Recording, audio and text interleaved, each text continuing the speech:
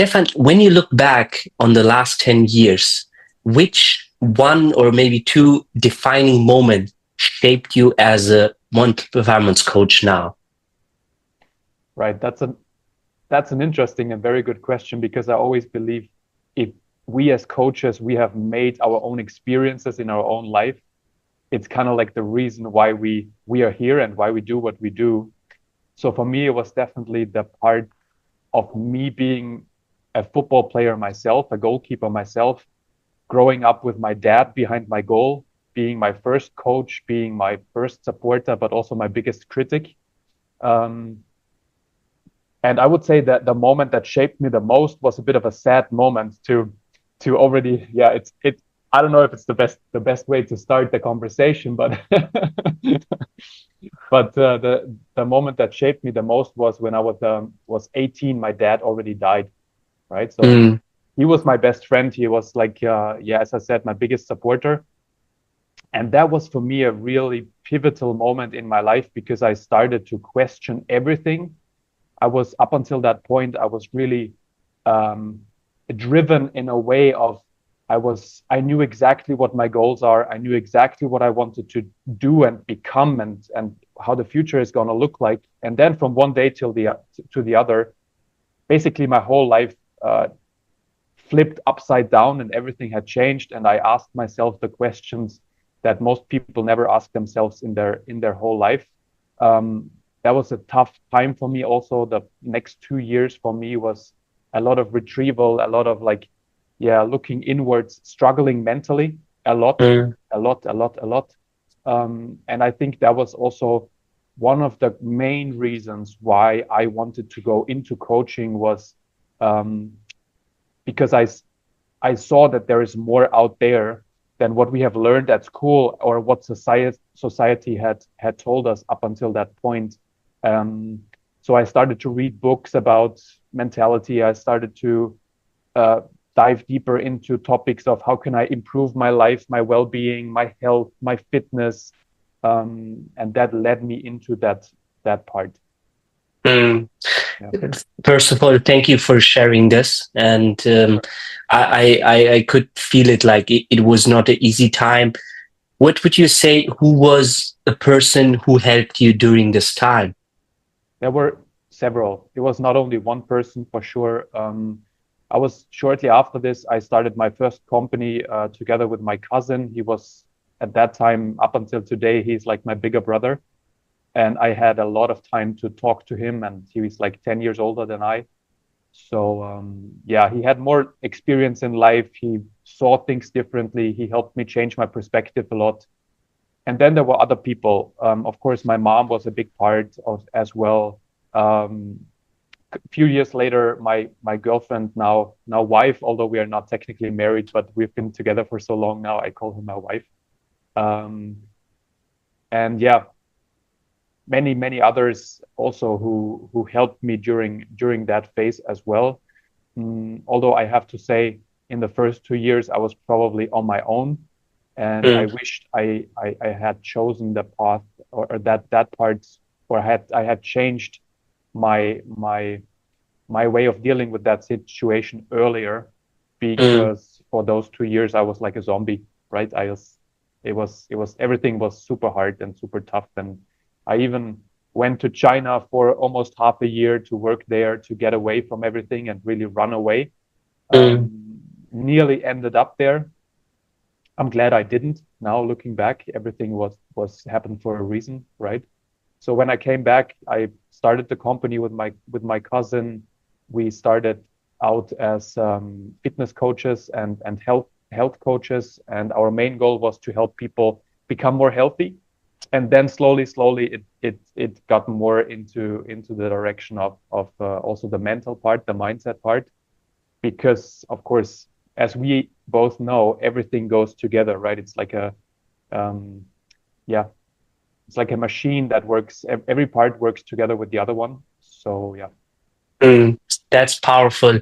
I always say when there's so much darkness, there's also so much light. And I agree. it's amazing to see that you were able to see the light and to see the opportunity. And it's interesting that you mentioned right now, everything is connected, like the body and the mind. And my own experience, like I was a bit chubby back in the days, but I was training my mind, and I was like, wait a minute, I can train my mind so much, but when I'm not healthy in my body, it's nothing. And you're right.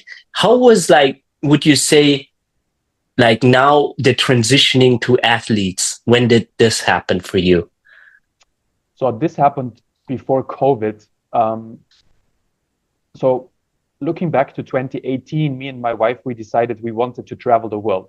That has always been my biggest dream growing up, was to see the world and go out there and explore different cultures and learn different languages, try different cuisines, and just see different perspectives on life, because I kind of like got a taste of it very early in life, where I realized, okay,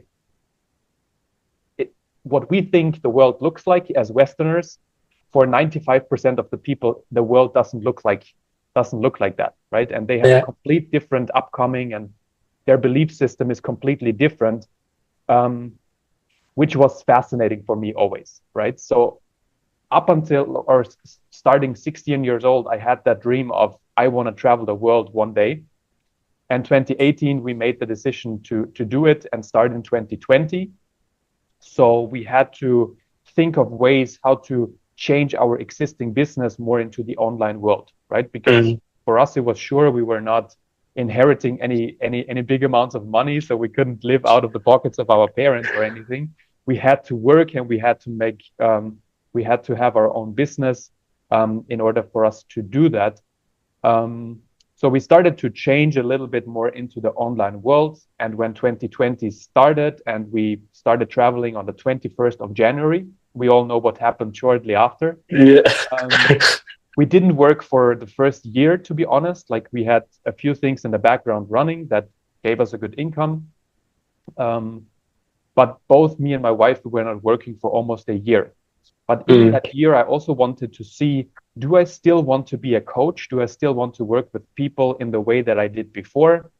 And I came to the conclusion, yes, I want to, but I want to change my target group. I want to change the people I work with. I want to work with athletes who are really driven, because I am mm, naturally a high performer myself, and I want to take things forward, and I want to progress every day and get better every day myself. So I would like my clients to do the same. I like the people I work with to have that same base mindset of, okay, I want to improve, I want to get better, and I am ready to, apply the things we talk about, right? Not mm, just not just listen to it and then do nothing, which was many years before that was the case, with many people I worked with. Yeah, they were attentive and listening, but they were not really changing that much. mm. So, yeah, I realized, that's the new type of people I want to work with. And then I started to, yeah, do more additional education in mental training as well, because yes, I've learned it in university. I have a master's degree in sports health and leadership, which is a combination of sports management, sports psychology, and sports science. Mm. But also I wanted to refresh that type of thing, and, that's what ultimately also led me to FC Barcelona and to see what they're offering in terms of their courses. Um, yeah, so that's the very short, condensed answer for that Yeah. question. Yeah. But it's amazing that, like, you knew, okay, or like you took the decision. No, I want to switch the transition with people they are driven like me, because then you can understand them much better and help them also much better. That's amazing. What would you say, like, when, like you mentioned also Barcelona, what was like one of the biggest lesson from FC Barcelona you learned and then you applied also in for your athletes?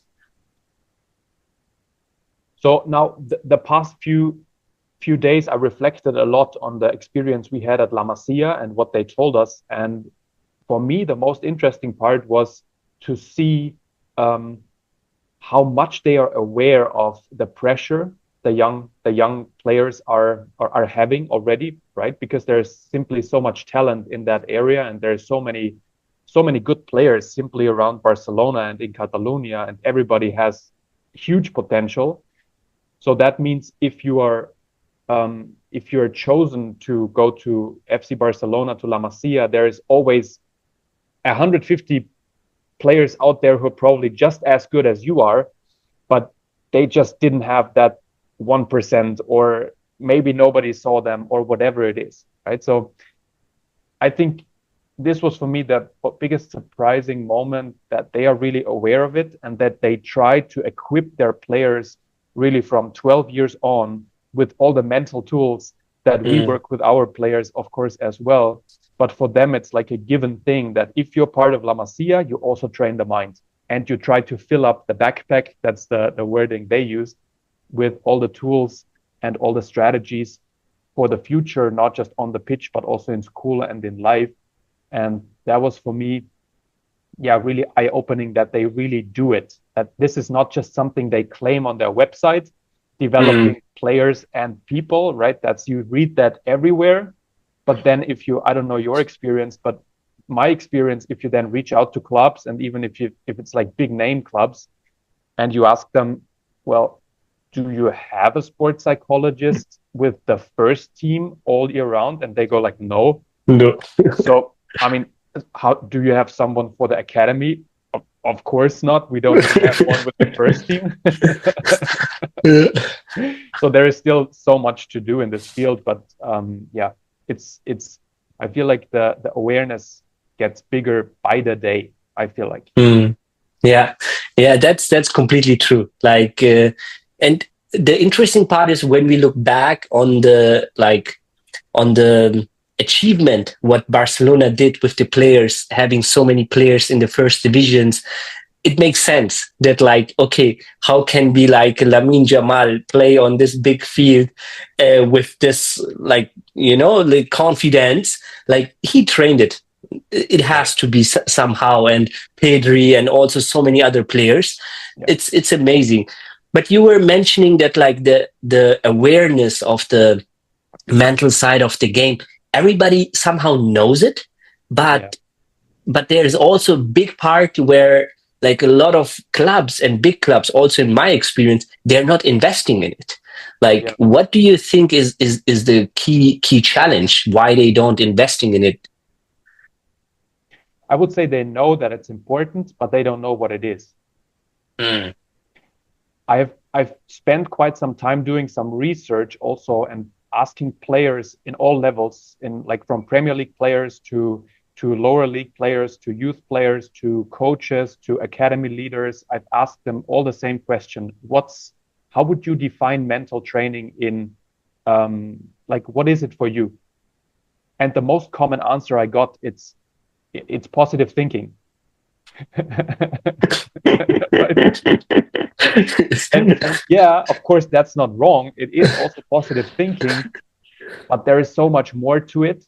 And if they would know how much it influences performance on the pitch and what it truly is, well, I think the choice of bringing it into the academy, of bringing it into the club, of bringing it into the coaches' development also in the future would be way easier, right? And now maybe the next question would be, what is it for me? So what is it?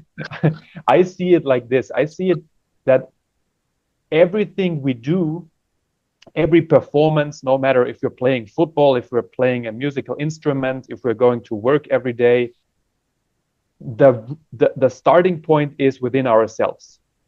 And if we if there is no peace within ourselves, the output that comes out of ourselves is going to be messy, right? And I'm not talking Leo Messi, I'm talking about messed up.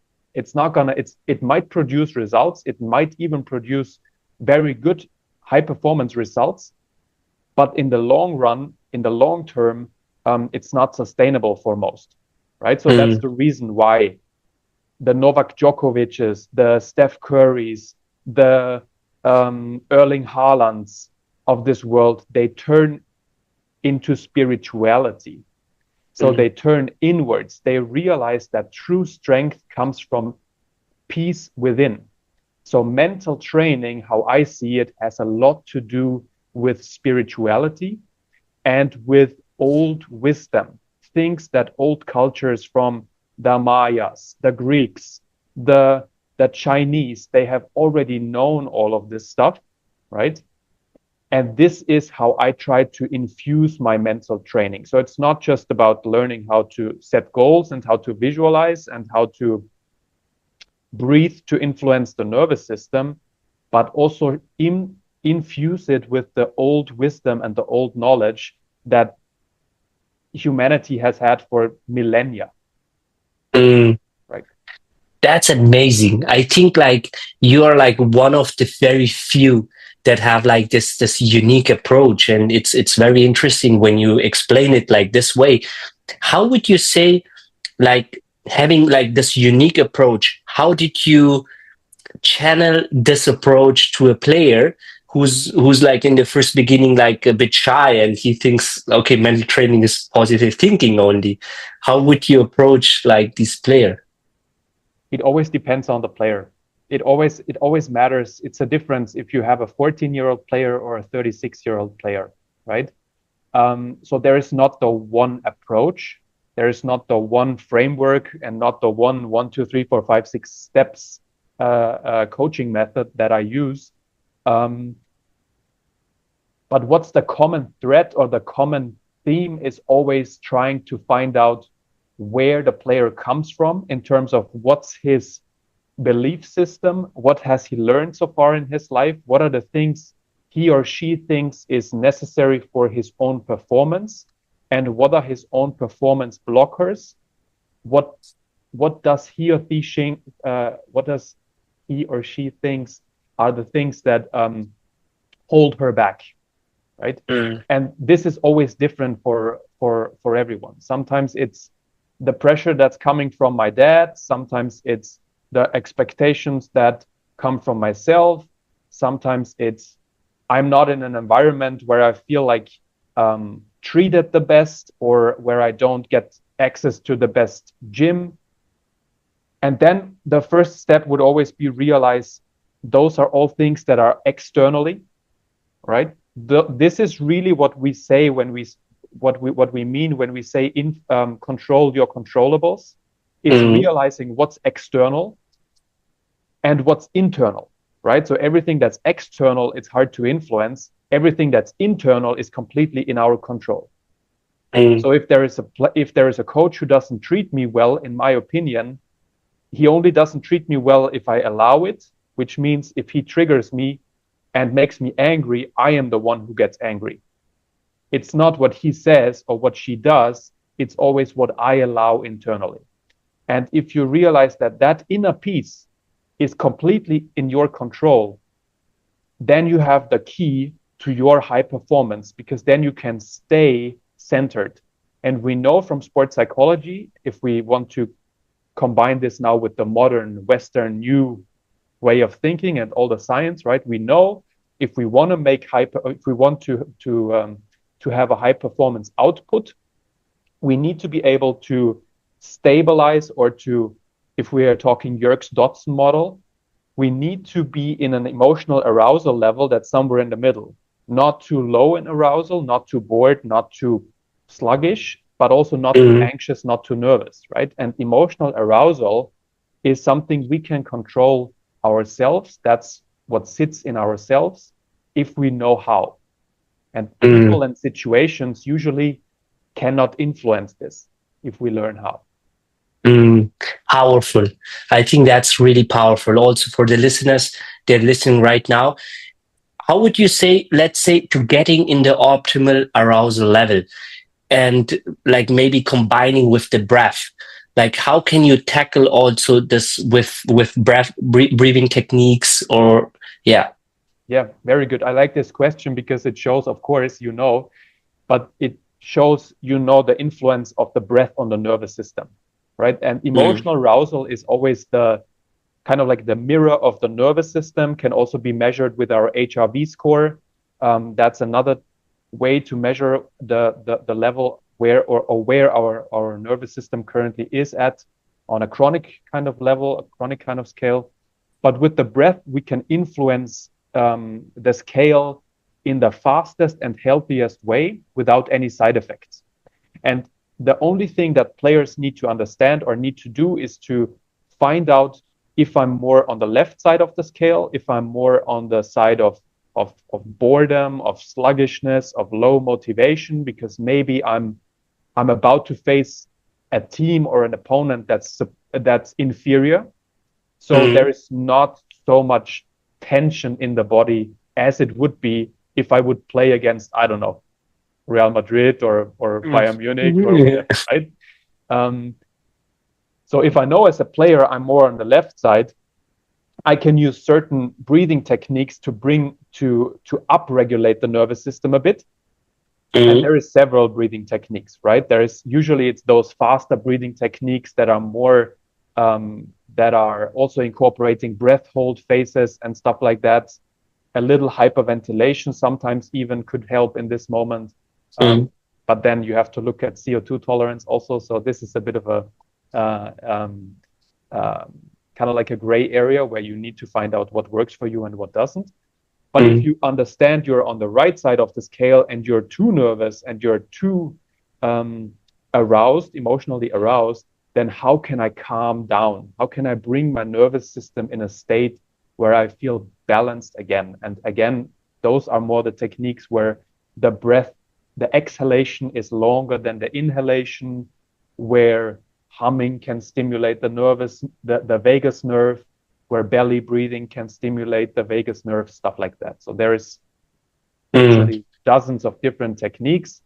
And what I tried to was combining the whole performance breathing aspect in terms of how do we modulate and regulate bodily sensations and the composition of our blood, even in terms of CO2 tolerance, in terms of bringing more oxygen to the brain and to the muscles, in terms of stabilizing the core to support the spine and reduce ACL injuries. All of this can be done by breathing. I mean, imagine improving your sprint ability just by breath hold training, right? You can even do this while you're injured. And on the other side, the other part was the pranayama part, the yoga part, if you want to put it that way, is the whole spiritual part, right? And if that goes together, nice. Nice. Yeah. For me also is like, oh wow, interesting. Like I want to go There's more. so much. Yeah. Yeah. It's very fascinating. Let's play like a role playing, like I think for the listener, it's maybe not that like easy to understand. Let's say there's a player who's like before the game, he's very, very nervous, right? And he say like, hey, Stefan, I need one breathing exercise. And in the game, he's like too calm, right? Like it switches for him. Which kind of like exercise you would give him? Like, Right. yeah. Right. Well, we can do it together. Let's take Okay. Yeah. 2 minutes That's to perfect. do it together. All right. So Yeah. the first thing that I would instruct is imagine you're in the training, in the dressing room, right? So Do I close my eyes or it's like you how I can, want it? you Okay. can. If you feel comfortable closing your eyes, you close it. If this gives you a weird feeling, leave it open. Okay. So the first exercise you can do while listening to the coach, even. All right. So imagine you're in the dressing room, the coach gives his speech, you're attentive listening, but at the same time, you choose to focus on the sensation that you get when you inhale through your nose slowly and when you exhale through your nose slowly. You choose to focus on the point between your nose and your upper lip. And maybe you feel the cold air coming into your nose and the slightly warmer air leaving your nostrils. Just become aware of how fast your breathing is. Don't try to change it now. And become aware where you're breathing into. Are you breathing into the belly? Are you breathing into the chest?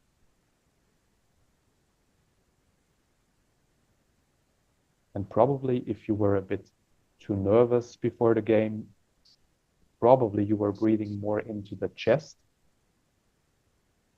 So now what we're doing is we're inhaling through the nose all the way down into the belly, making the belly expand a little bit, which means the belly comes out, becomes bigger like a balloon. And when we exhale through the nose, the belly goes back in. And one more time, inhale, belly expands. Exhale, belly goes back in. And with the next inhale, you're also trying to expand your rib cage to the side. So this is really when you activate your diaphragm, and you try to keep your chest still. Inhale, the chest expands to the side. Exhale, the rib cage goes back in. Inhale, the rib cage expands to the side. Exhale, the rib cage goes back in. One more time. In and out. Keep your eyes closed for another few moments. And what we're doing now is to improve the oxygen flow to the brain. You inhale normally and you exhale normally through the nose, and then you hold the breath for 5 seconds. And then you inhale again slowly through the nose, and you exhale slowly through the nose, and you hold for 5 seconds. Inhale, normally exhale, hold for 5 seconds. 3 more times. Inhale, exhale, hold. 2 more times. You can do it on your own. This way you are already teaching the body to increase the CO2 level in the blood a bit. So the CO2 gets more in the blood, which means the blood vessels dilate, they become a bit bigger, and they can absorb more oxygen. So the oxygen flow to the brain and to the muscle is already increased after this. Do it one more time.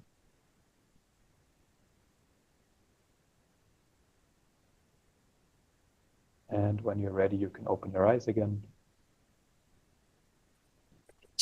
Here we are. Right. And you see you were able to listen to me perfectly. Right? Yeah. So this is 2 parts that any player can do in the dressing room.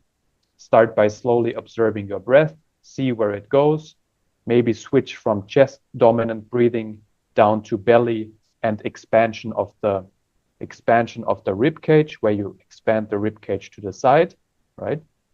Mm.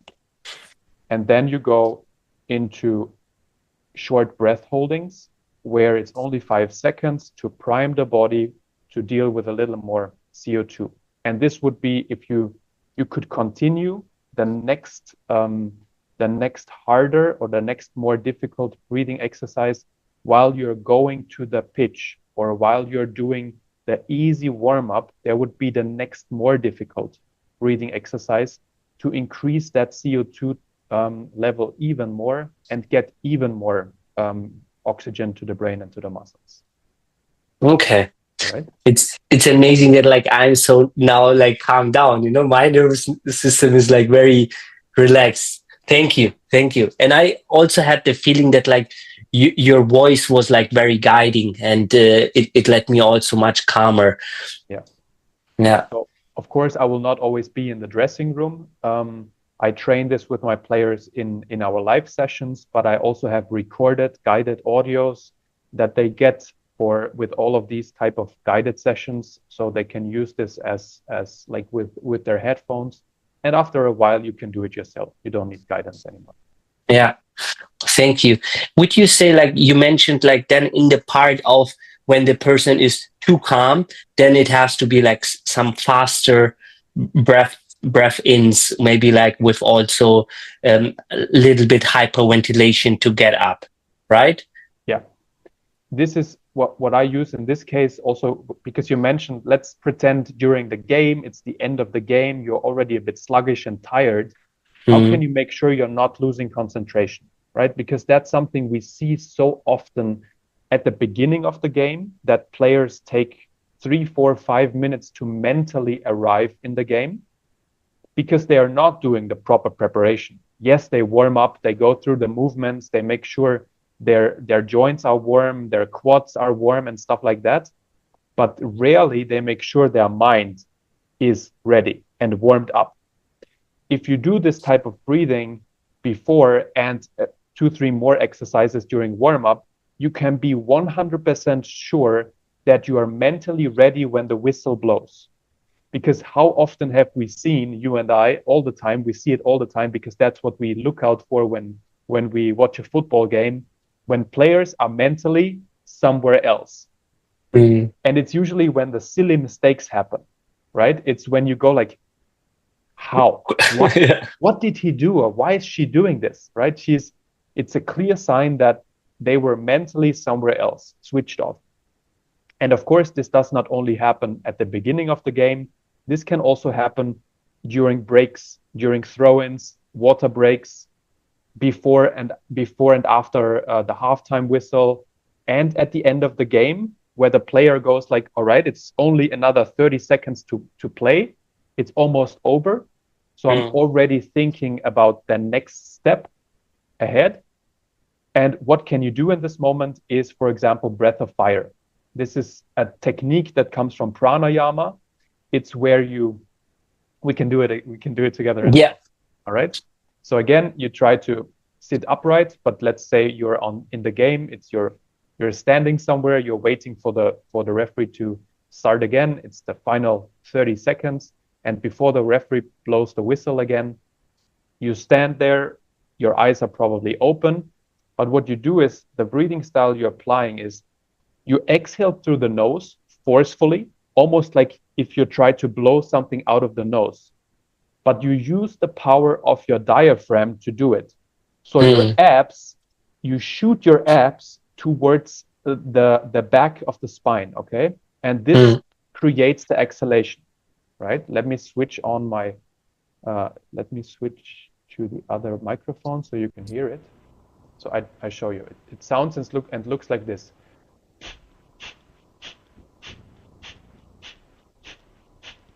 You exhale forcefully and the inhale follows passively. Mm. Okay? That's breath of fire. All right? Let's do it together for like 30 seconds. All right? Okay. You can keep your eyes open if you want. 2, 3, let's go.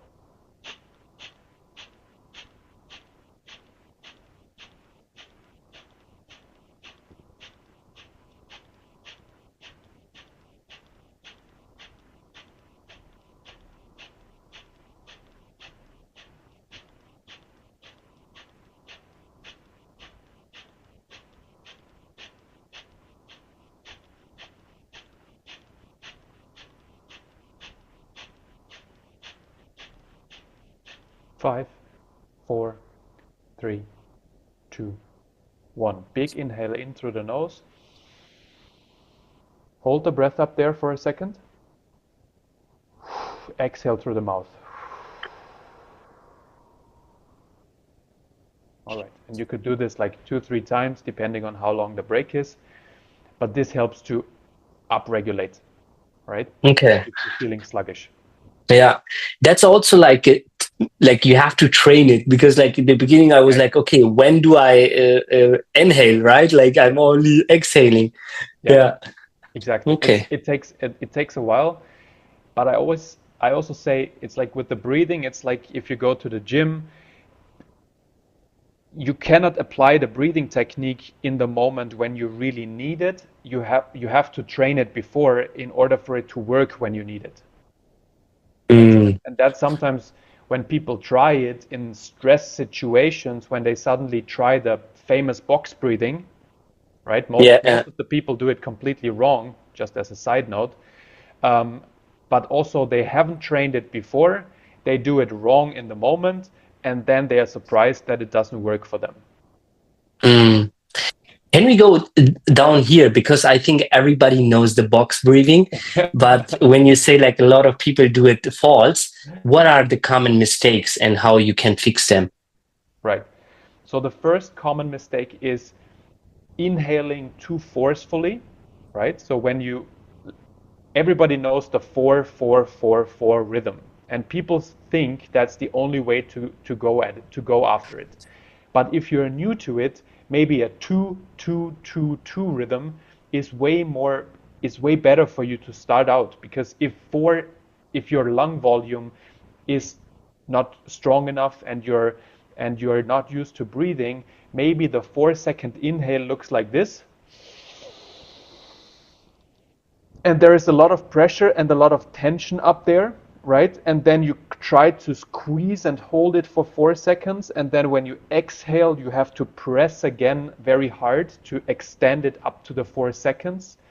And all of this forceful inhalation and exhalation actually applies more stress to the body Mm, than what the breath is supposed to do. The box breathing is supposed to do. It's supposed to bring the system back in balance. It's not the best way if you want to really down regulate. It mm, only brings back into in or it helps balancing out. If you're already pretty balanced, box breathing is good to keep the balance. But if mm, you're super nervous and you really need to down regulate, do a different breath exercise. If you're super sluggish, box breathing is not doing anything to bring you up. mm, So those are two mistakes: too forceful inhalations and exhalations, too much pressure during the breath holds, and then believing that I only have to do it in the 4-4-4-4 rhythm, but actually you can start with a 2 rhythm and increase slowly up until an 8 or 10 rhythm if you become really good at it. mm. Interesting. I think that's very important because, like in my experience, a lot of people know this like box breathing technique, but you're right. If you're not trained, then it goes up and it's like more stress than it will give you the other like yeah, benefits. Exactly. That's a good point. Exactly. Amazing. Now, like making the bridge to the topic of like what was one of the yeah best experience of one of your athletes, like they come in the beginning and had like, oh, I'm so out of in my mental game, and you worked it with them. What was like where the feeling, oh wow, he improved so much?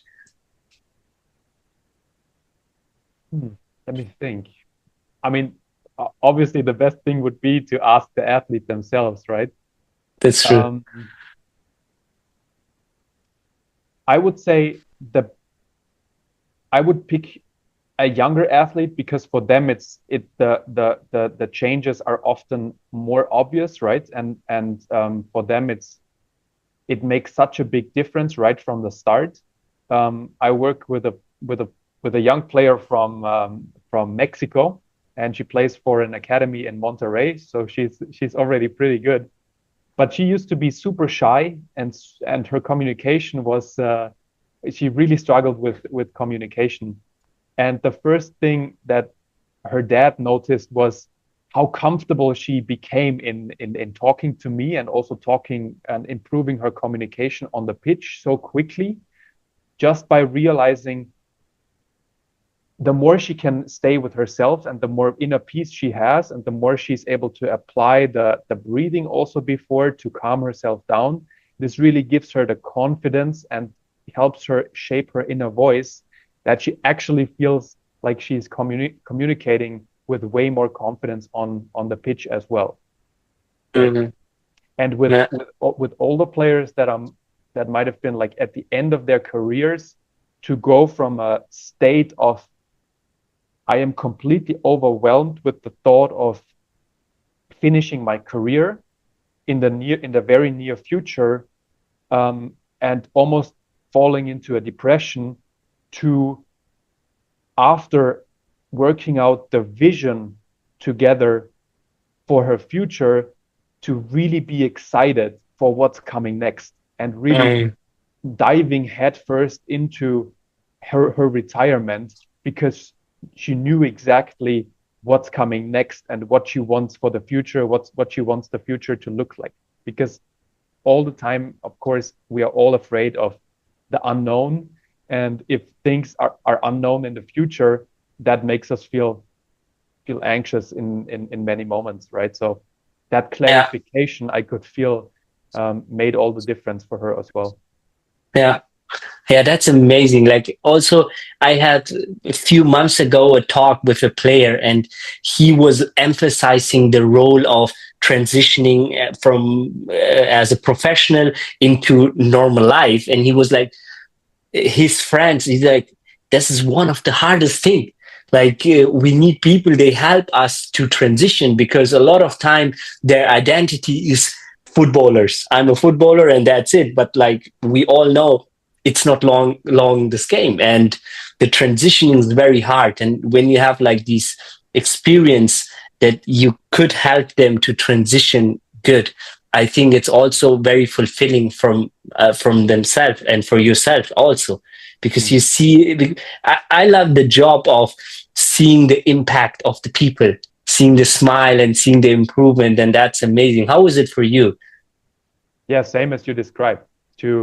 To be able to see that person change over a period of 4, 5, 6 weeks, from completely feeling lost to understanding why I feel lost at the moment, up until the point to know what's my next steps gonna look like, and how that even feels like, because I'm able to already feel it now. Yeah. That makes all the difference. Yeah, that's a really fulfilling process, of course, as well for us as coaches, to be able to guide people a little bit in this direction, right? Because I always say I'm not doing much.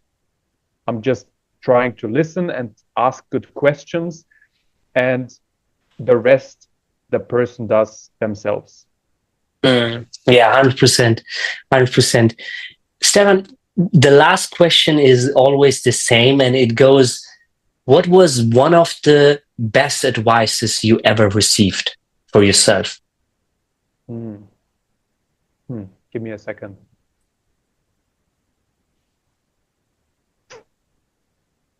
I don't know if it was really an advice, but it's something I always remind myself of, that life is about people, plain and simple. Life is about people. Um, and there is a lot of depth to that if you let it sink in.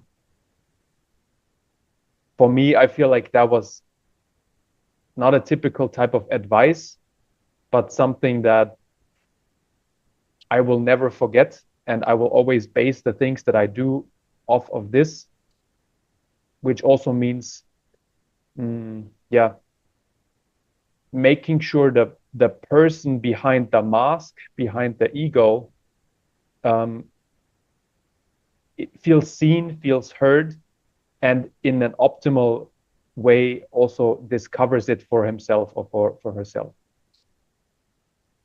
Thank you, Stefan. Yeah. What is it for you? I'm curious now. For me, I think being in the moment, I Yeah. discovered at one point where I was like not in the moment.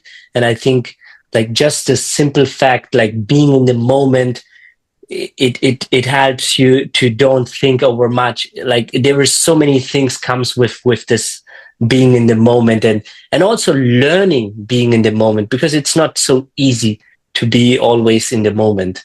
True. Like the way how we got socialized was completely different, right? I mean, I'm sure we all know this situation. You walk through the park as a kid with your mom or dad, and they mean well, but they kind of like, you want to smell every flower, and you want to look at every stone and turn around every animal that you find.